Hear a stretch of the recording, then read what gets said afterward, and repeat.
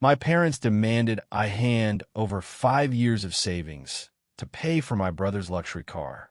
I'm 19M, and for as long as I can remember, my family has operated on a simple, brutal principle. My older brother, Jason, is the sun, and I am just a rock orbiting him, expected to be useful, but never to shine. He's 27, the golden child, the one who could do no wrong, while I was the afterthought, the spare part whose only purpose was to be responsible and reliable. I don't think I've ever genuinely liked Jason. He's arrogant, entitled, and possesses a staggering lack of self-awareness that would be comical if it weren't so infuriating. He floats through life on a cloud of our parents' adoration, completely insulated from consequences. Unsurprisingly, he has no real friends, only hangers-on who tolerate him until his true colors show, which usually takes about 6 months.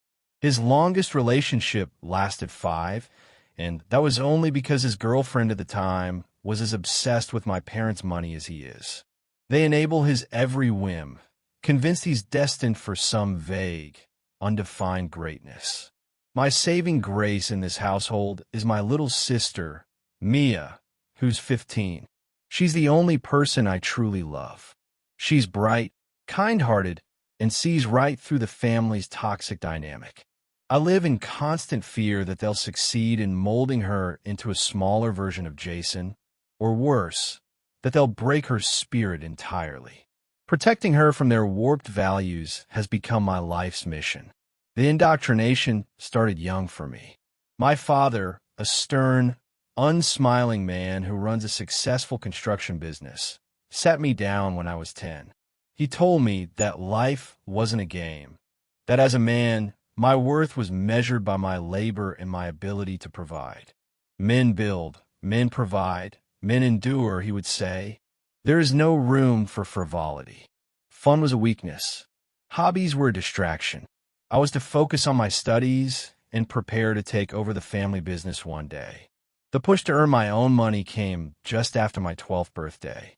I'd asked if I could have a small party. My father looked at me with disappointment and said, "Parties are for children. You are becoming a young man. It's time you learn the value of $1. If you want something, you will earn it. I will not fund your idleness." I internalized his words completely. I thought if I could prove my worth, if I could show him I was serious and responsible, he would finally see me, value me, maybe even love me the way he so openly loved Jason. So, at 13, I got my first job. I started by mowing lawns in our suburban Chicago neighborhood.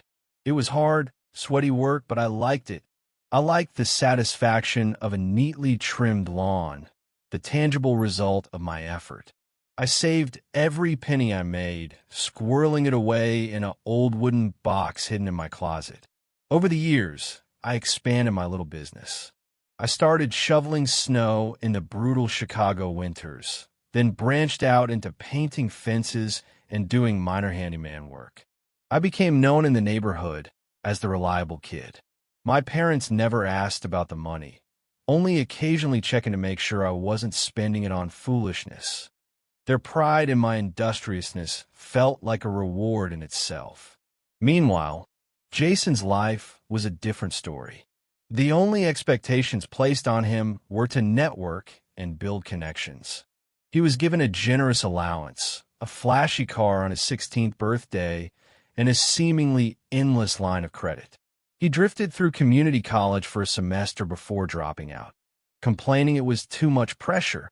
He'd had a series of internships arranged by my father, all of which ended prematurely due to his laziness or attitude. His main hobby was spending money on clothes, on gadgets, on nights out with his fleeting friends. I remember one incident vividly. We were at a family function at my uncle's house. Jason had a slight cold. My mother fussed over him, making him soup, fluffing his pillows, while my father called him a trooper for even considering going. When I had the flu the previous year, I was still expected to finish my homework and was chastised for malingering. The disparity was so normal it was chilling. The breaking point came a few months ago. I'd worked relentlessly throughout high school, and it paid off. I was accepted into the University of Illinois Urbana-Champaign's engineering program with a significant merit-based scholarship that covered almost all of my tuition. I was elated. For the first time, I felt a flicker of pride that was entirely my own, not tied to my father's approval. I told my parents the news. My father gave a rare, tight smile and said, "Good. You've applied yourself. That's what I like to see." Then he dropped the bomb. With the scholarship covering tuition, you can easily get a job to pay for your room and board. It will build character. I felt the ground fall away from beneath me. All those years of work, all that saving, all that effort to prove myself, it had all been for nothing. The promise, however implicit, had been broken. I had proven my worth, and the goalposts had simply been moved.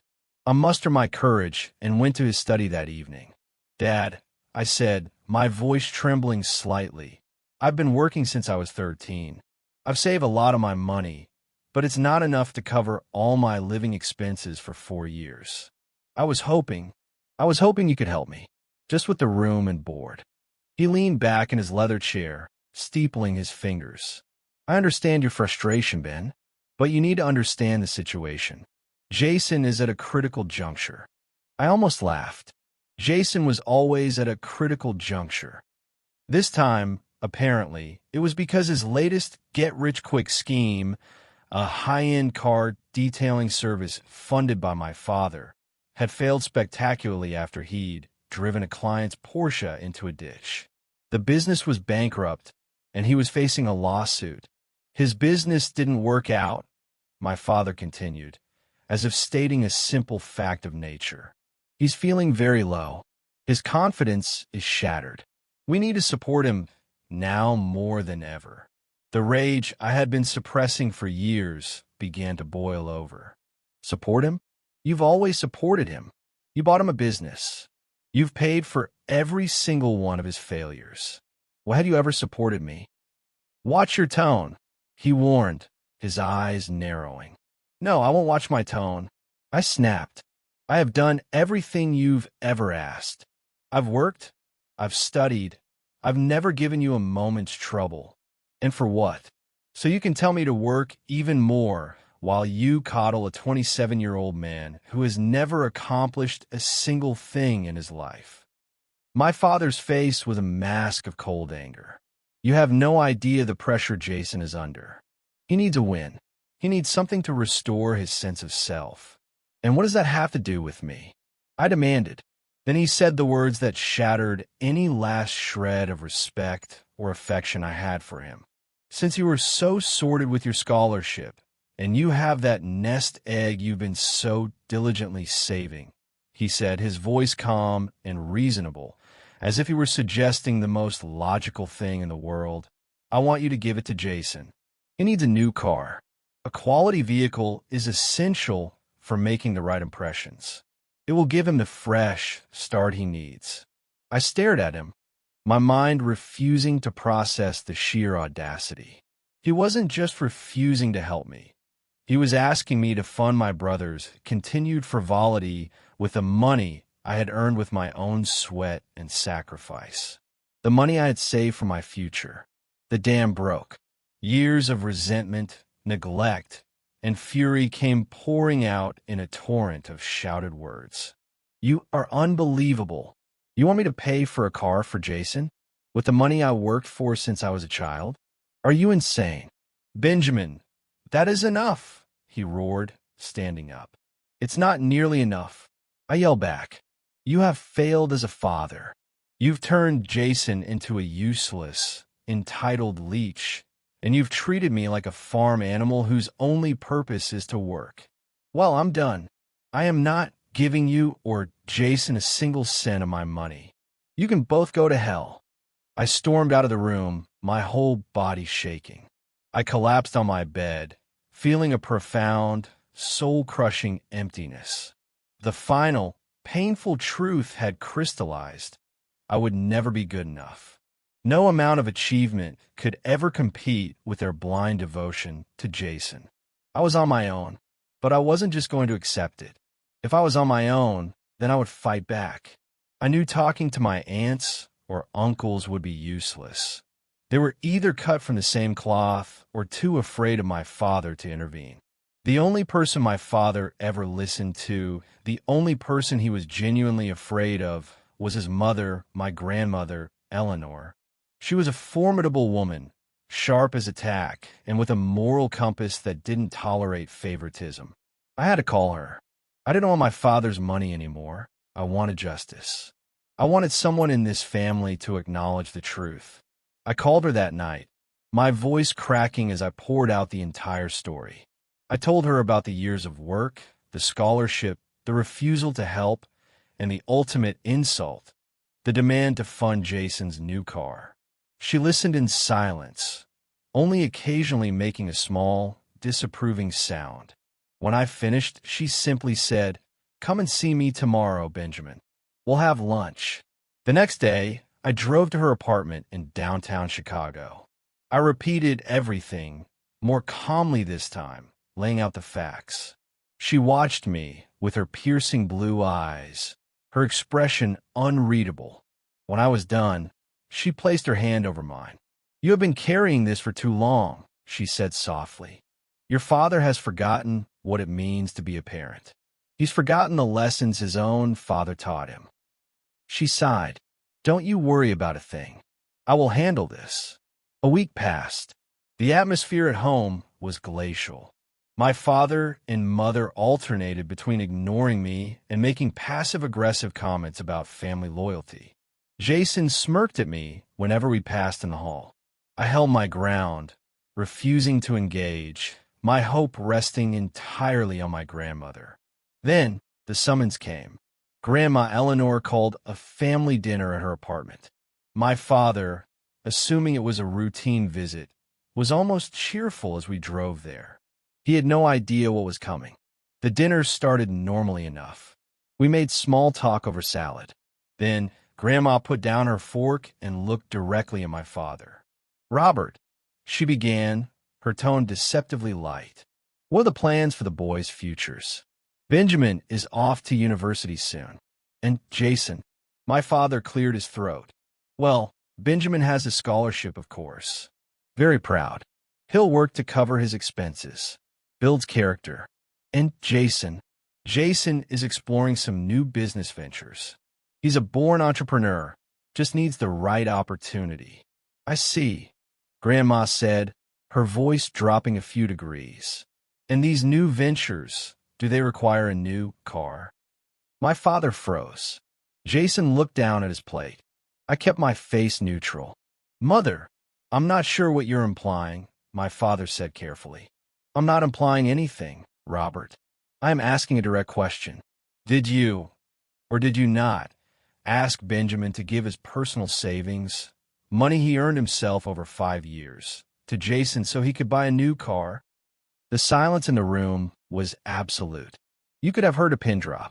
My mother looked like she wanted to disappear into her chair. My father, cornered and flustered, defaulted to bluster. It was a suggestion, a way for the boys to support each other. "Benjamin is set. Jason needs a leg up." "That is not a leg up, Robert. That is theft." Grandma's voice rang out, sharp and clear. "It is a parent's duty to be fair. It is your duty to support all your children, not sacrifice one for the other." "It's not fair," Jason whined, finally breaking his silence. "He's always been the favorite. Grandma, you have no idea what it's like." That was the wrong thing to say.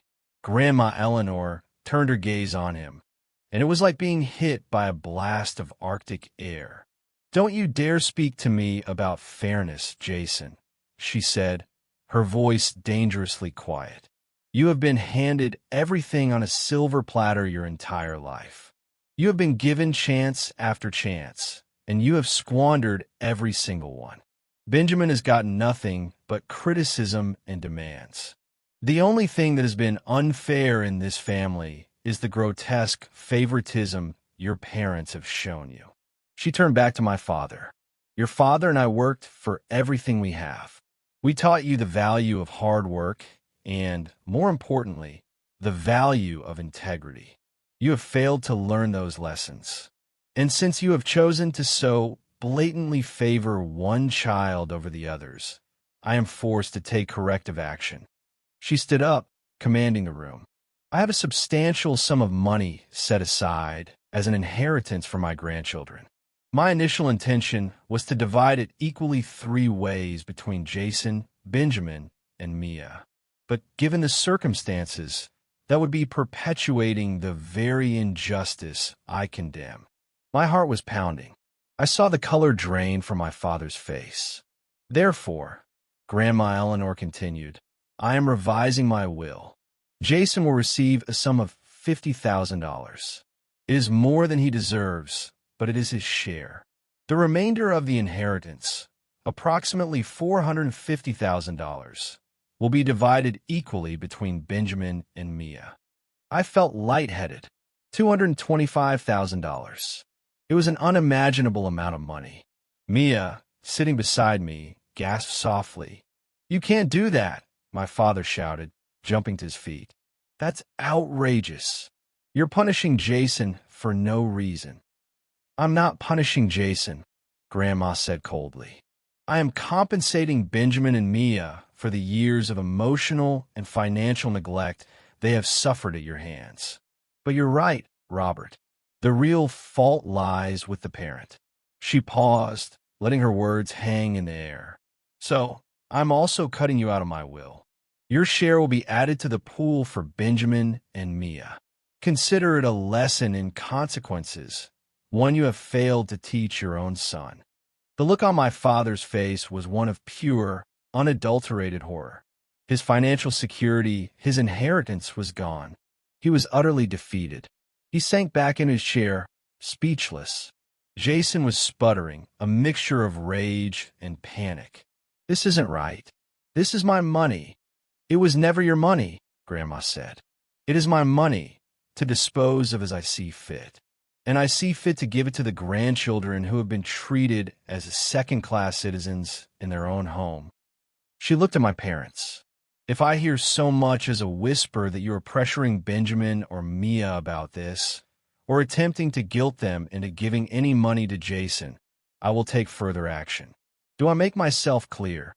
My father could only nod, his head bowed. The dinner was over. We left in a silence more profound than any I had ever experienced. In the weeks that followed, my father didn't speak to me. My mother tried to approach me a few times, offering weak justifications, but I shut her down. I wasn't interested in their excuses anymore. Jason glowered at me from a distance, but he was powerless. I left for university a month later. Saying goodbye to Mia was the hardest part. I hugged her tightly, making her promise to call me every day and tell me everything. I set up a secret bank account for her, transferring a small initial sum from my own savings, and told her it was for emergencies, for anything she needed to get away. Grandma Eleanor promised to keep a close watch on her.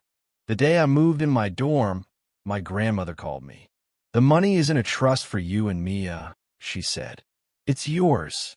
Use it to build a life for yourself, a life free of their toxicity." "Thank you, Grandma," I said, my voice thick with emotion. "For everything. For believing me." "You never should have had to fight that battle alone, Benjamin," she replied. "I am so proud of the man you have become, despite them, not because of them. Now go. Study hard, but for God's sake, have some fun. You've earned it." I didn't touch the inheritance money for my first year. I took a part-time job on campus, more to prove to myself that I could than out of necessity. It was different this time. The work wasn't a desperate attempt to prove my worth. It was a choice. The weight that had been crushing me for my entire life was finally gone. The resentment was still there, a dull ache, but it was no longer all-consuming. I was free. I had a future. I had security, and most importantly, I had the unwavering support of my grandmother and the love of my sister. The battle was over, and for the first time, I had won.